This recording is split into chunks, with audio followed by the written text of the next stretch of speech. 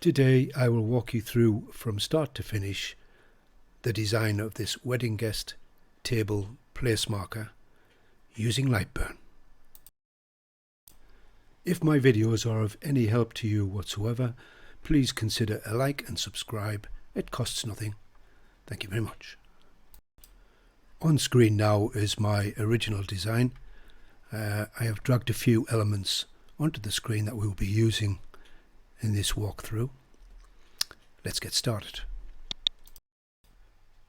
Okay, the first thing I'll do is use the offset tool to create another circle inward and just adjust its size a little till it's what we want it to be, and click OK.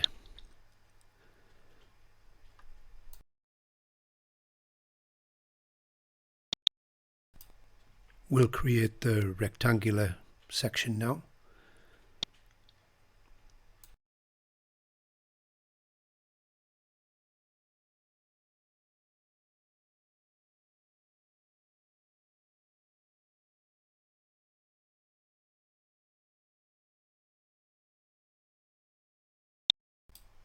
That will do.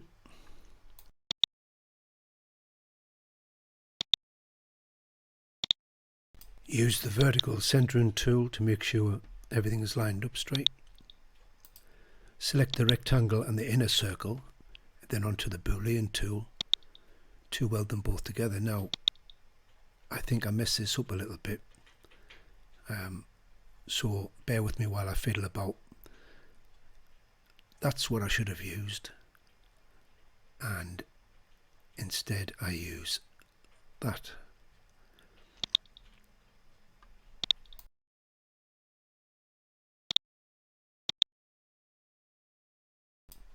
So I will use the undo button here to try and rectify my mistake and try again. But what I end up doing is making the rectangle blue so I can see what the hell I'm doing.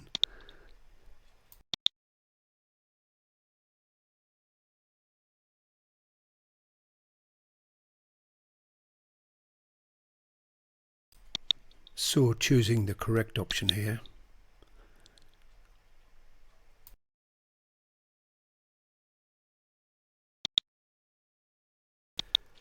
I will use ungroup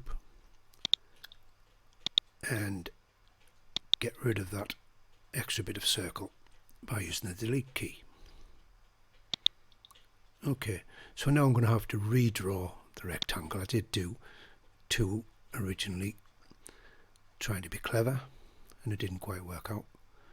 So I recreate the rectangle and use the Boolean tools again to do the rectangle and the outer circle.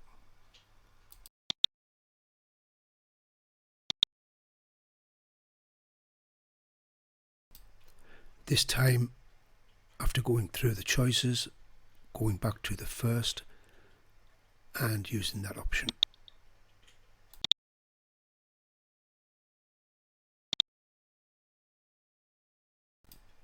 Right, just a little bit of node editing here, which I wouldn't have had to do if I'd did it right in the first place, but it's easy enough to do. Highlight any nodes you want to get rid of and press the D key to delete. There's another one to get rid of there, and what that will do is close the rest of the nodes up to make a perfectly straight line.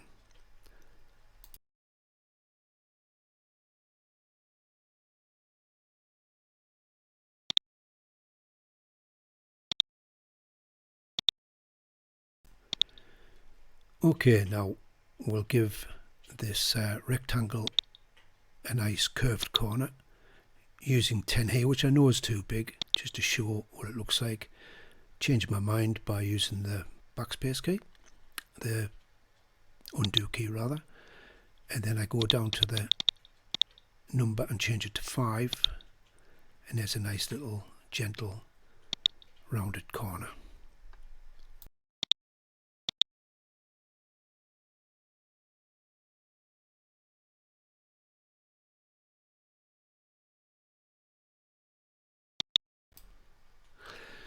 Okay, now we'll create the tab to go into the slot of the base, and we'll make this 100mm long by 6mm deep. The reason 6mm rather than 3 is because we're going to join it using the Boolean tool. Oops, made that 10 instead of 100. And if I drag it so it's exactly halfway on and 3mm of the 6 gets eaten up by the joining, that'll leave exactly 3mm protruding as the tab.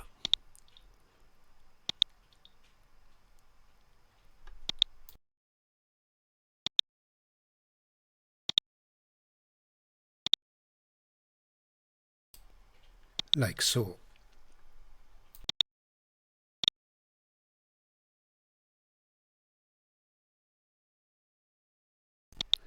Okay, we're going to join the bells to the structure now. I will do an offset, and I forgot to change the line colour, but don't worry about that. Once we've done it and it's still selecting the offset, change it to the red layer. This is what happens when you drag it without highlighting both. I do that sometimes. A bit silly, you think I would know better. Okay, place it more or less where you want it on the frame.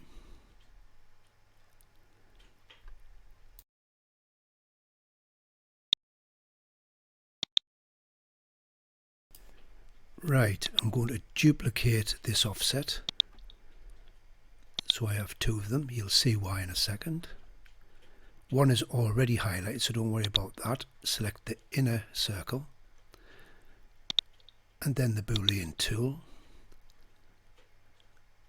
Select the right one, which is that one. And then select the offset again. This will be the second instance of the offset, and the outer circle. Use the Boolean tool again, and this time use the opposite option, and you'll see that's inserted the bells into the frame and it's become part of the frame. Okay, highlight the champagne toast and place that in there.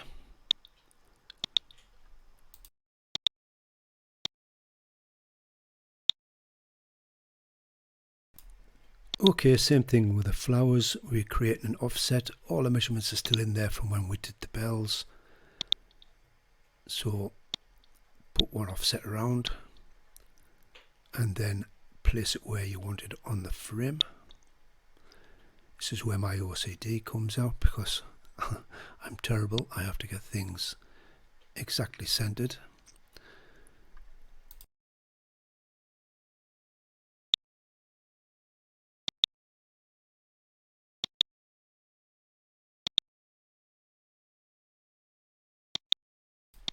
Once again, making a duplicate of the offset for the same reason we did the bells. One's already highlighted. Choose the inner circle, Boolean tool. We know which one to go to by now. Select the other offset and the outer circle, Boolean tool, and we know to go to the opposite choice. And the flowers have become part of the frame. To avoid confusion, clicking the blue, making them red, apart from the flowers of course, because the red is going to be my cut line. Okay, right, time to do the text.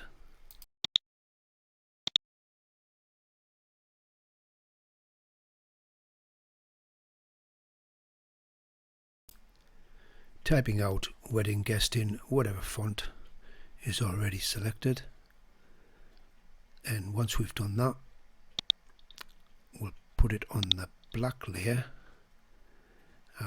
because that's going to be engraved.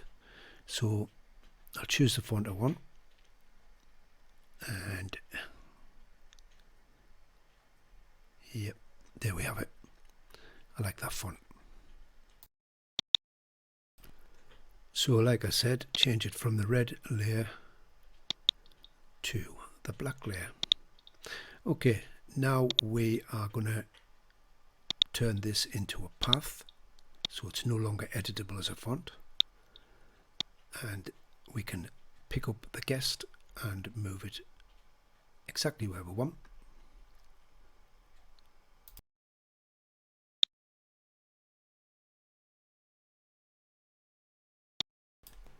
Highlight the whole thing and use one of the corner nodes to shrink it down.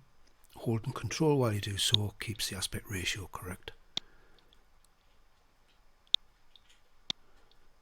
Position it where we want it, and once we have it where we want it, the next thing we're going to do is do the same offset on the wedding guest words as we did on the bells and the flowers. And once done, the offset is already selected. Just click on the red layer, converting that to the cut line.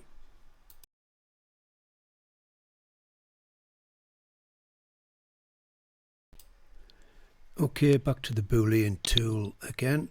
Select the offset and the inner part of the circle. You can see that wasn't the right one. No, that. And it's that selection again.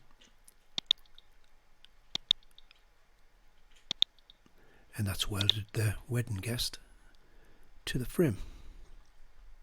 Now, you may or may not want to have the centers of the letters cut out. If you want to, you can easily just do an inner offset instead of an outer. Same thing. Put it on the red layer and it'll cut.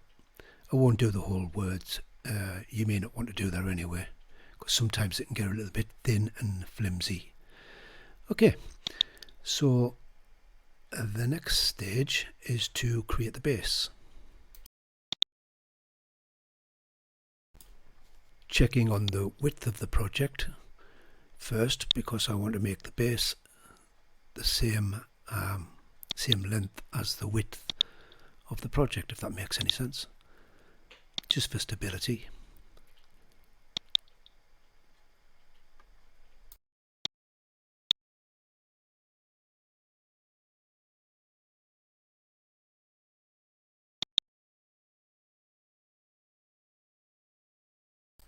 Checking the measurement of my original because I forgot what it was. 25mm. Yeah, thought it was. So making that 25mm high.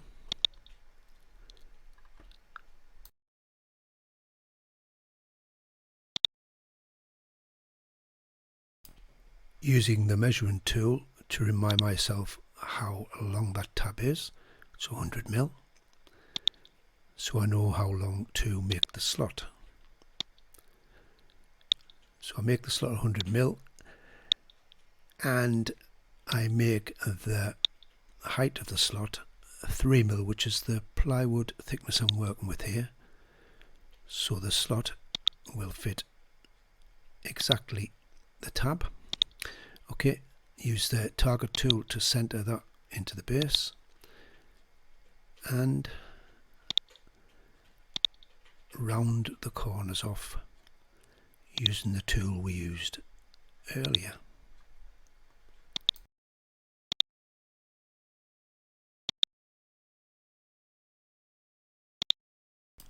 Okay, if you watch my other video, you will know how to merge a CSV file to automatically place the names on each of these tabs, each of these placeholders.